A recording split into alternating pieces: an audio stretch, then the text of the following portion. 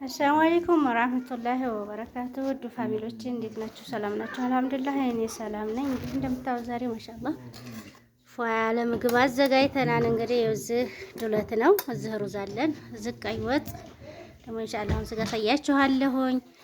ሰብስክራይብ አድርጉኝ፣ ላይክ ሼር አድርጉኝ፣ አበረታቱኝ። ያው እንግዲህ ኢትዮቤ ደክሟን አበረታቱኝ ውዶቼ።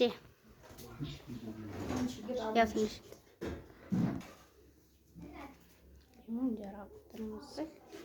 እንጀራ ቁርጥና ነው ይሄ የምታዩት። ማሻአላህ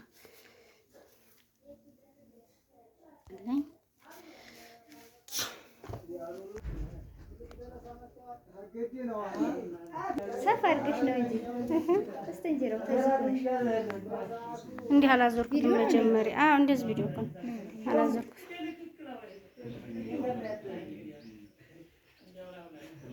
እዝጋው እንግዲህ በቃና አይደል?